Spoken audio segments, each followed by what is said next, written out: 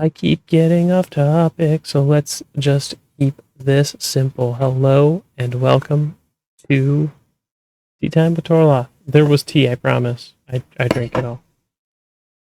Alright. Let's start from the beginning. What are we looking at? On the left, we have the Portbeggar Awards eligible titles. Not everything's here. December is missing, but I think I'm just gonna ask Johnny if he's got it. If he has it, just add it. If he doesn't, we'll just keep it this. I don't want to make more work for people. But yeah, here is Johnny61 on Twitter made this list. He is a bro and absolute unit for doing what he did. Like, holy, this is insanely, like, I've got platform. If they have different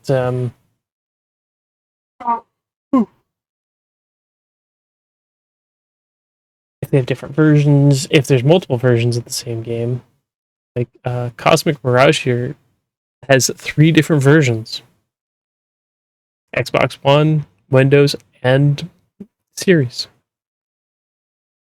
Crazy, but there you go. So some of these will be doubled up, but most of the time that's because they're actually different entities on the store. This isn't like there's a deluxe version, unless the deluxe version, or like there's a Game of the Year version and the original version that's different. But they'd have to release in the same year for them to be on this list. I'm sure he's got a master list where it is a mess. A mess. But I've got the categories here, and I'm pretty okay with most of these.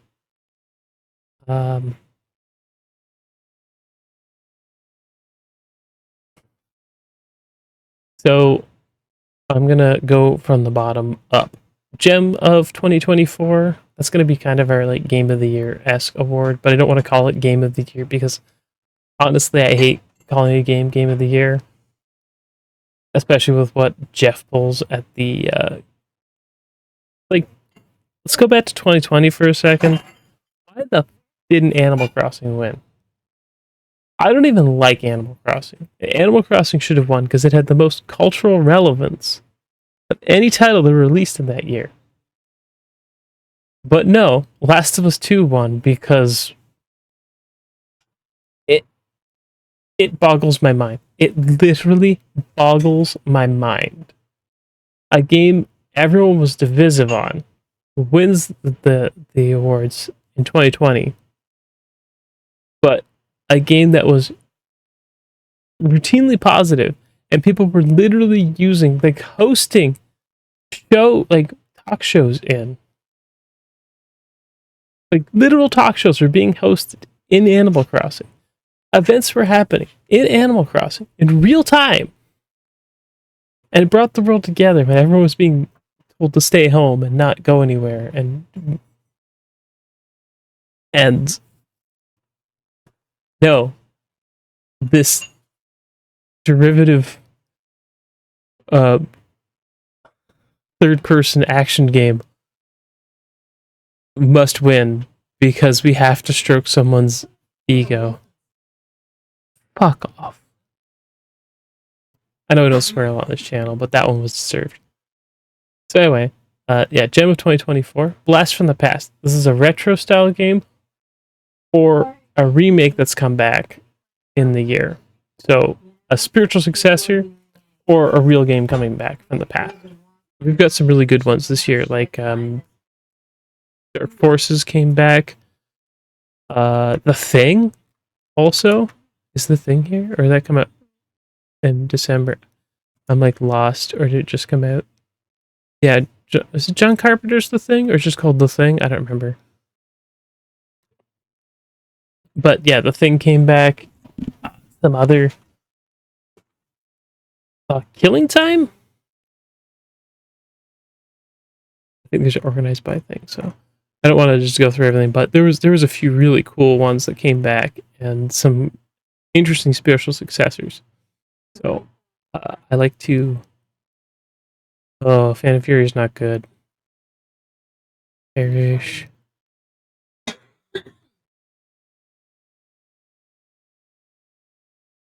Okay, I'm not gonna go looking for it. I'm gonna get lost and stop. But yeah, there was a lot of really cool retro throwbacks. Or Legacy of Kain. It was recently. I think it was just before Christmas, but it is what it is. And if it was December, like I said, if Johnny can add it without doing a bunch of work, I'm down. Otherwise, I don't want to make him more work. He did so much on this. Like, parsing this data alone has been so crazy. It came from Game Pass. Game Pass doesn't necessarily need to be the best game that was on Game Pass, or like the most influential. It doesn't need to be an Xbox Studios game.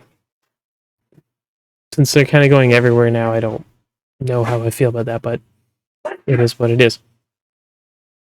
It'll be that. The next one is, I know it's marked as DEI, Modern Audiences Only. This is our. Honestly, Draco came up with a very fitting name for this title. Like, incredibly fitting name. Dividing everyone instantly. And I feel like that is the perfect way to put this aboard, because these are going to be games that should have been good, but weren't. Whereas last year, I can't remember what it was called, Nothing But Disappointment, I believe.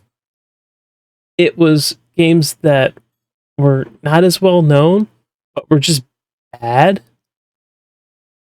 Whereas this year, we have these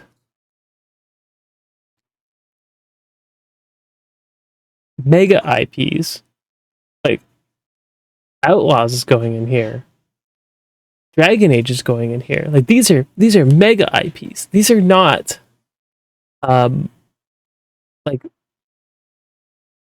tiny indie studios, or just some I'm making IP like fly by night weird studios. No, these are big studios that made a flop. It is very interesting to see how in 2023 we were mocking things like King Kong, Skull Island, or whatever, and it was just like, oh my god, this game is so bad. And this year has been like, Unknown Nine Awakening maybe fits, but I don't know. Dustborn's another one. Like, games with money behind them flopping, not games with fly by night devs. Not the usual schlop you'd expect. There probably is usual schlop, but it has been overshadowed by high tier schlop, exquisite schlop, multiplayer mayhem. I don't play a lot of multiplayer games anymore. I mean, I'm playing Marvel Rivals with everyone else, but I think probably I'd put Space Marine 2 in this category, because it plays best in multiplayer. And multiplayer mayhem doesn't necessarily need to be that it's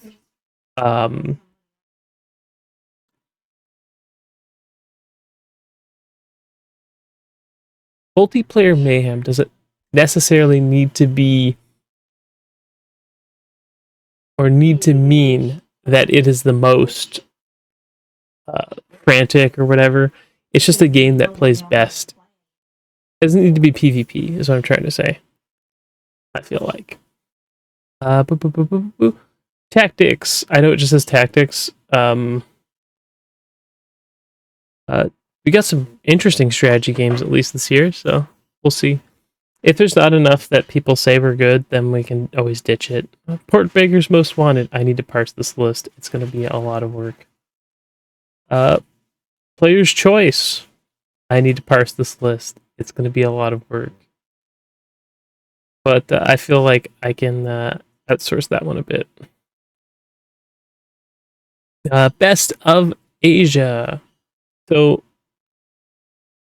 I'm gonna be honest with everyone. I'm very partial to Japan.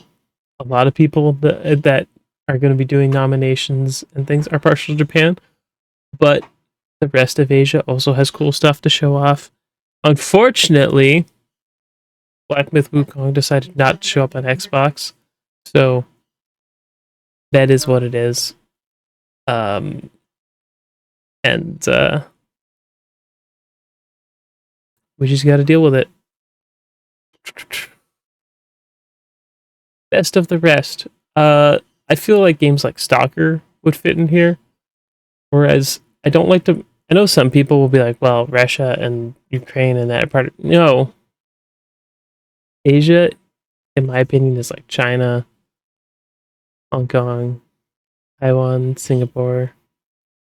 You can include Japan in it, but Japan kind of does its own thing, and I'm okay with being like Japan is its own thing and putting everyone else separate because I hate lumping in. It'd be not fair to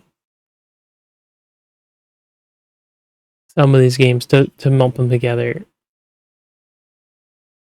I feel like for like because the thing is that Slavjank is a term that exists for a reason, and I feel like it needs to be. It's not something to be ashamed of.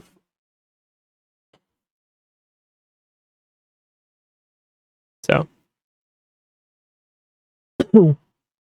I just I don't want to make a Slavjank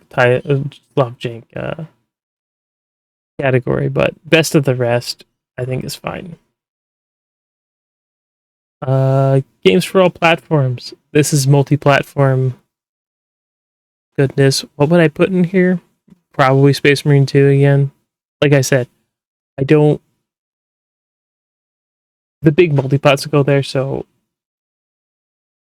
But JRPGs has its own category, so I was gonna be like Metaphor would go in there, but Metaphor already has a. I don't like to do the multiple category like sweep thing because I think that's just dumb. It's like you set this game up to do this, and I hate it. To do 2D is all I need. 2D games only. Top 10 can be included, but is not necessary. Okay, JRPG 2024, self-explanatory. I would be shocked if Metaphor doesn't win this category, but it's going to be some stiff competition. We'll see. I'm not telling you guys to vote for Metaphor. I'm just saying. What about these, Jeff? Snuff of the year. This is going to be stuff that got completely missed by the Game Awards, and people thought should have been there. Now, I definitely do not like the fact that Black Myth Wukong is still not on Xbox, so it will not be there, but whatever. And then I have a new category for this year called With No Strings Attached as Best Free to Play. I think that's relatively fair. I don't want to dilute the categories too much. Visual novel one, maybe. I don't know. It's tough. It's really tough because on one hand, I enjoy visual novels, especially when there's Japanese audio and it's spoken. On the other hand, I understand that it is a niche genre, and having it be an optional thing would probably lead to less and less votes. So that is what it is. If you watch this the whole way through and you want to nominate something, please comments below. I'll take it. And if you're wondering who this cute little anime girl is, I don't know if she has a name particularly. But it is desktop made. Look, if you saw Pouncy Party on the side there and you're like, that is lewd, it's not. It's funny. Does she have a name?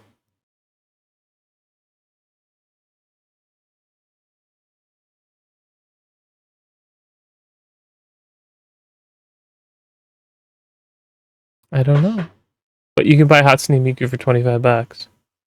A lot of people did, and I did not, so whatever. Oh, my stomach is not happy right now. But there we are. Thank you so much for watching this the whole way through. If I could figure out how to get her to sit like in this space over here, underneath me, I'd probably do that, but I can't really get her to do that right now. So we'll see what we see, and I will try and do what I can with this. But I'd like to thank everyone for watching, and thank you for putting up with my procrastination on this project. I've been so not motivated to do anything on it because it's been such a pain in my butt. It's been so daunting, but I'm finally going to get to it. I hope. I hope to get it done. Get out of the way for the year. Oh, excuse me.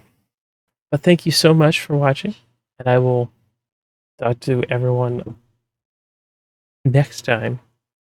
And I promise I will get up some of the other videos that I promised to do. Thank you so much for watching. Dene. Dene? You say bye? You say bye? Is there a way to make you say bye? No? Okay. Dene.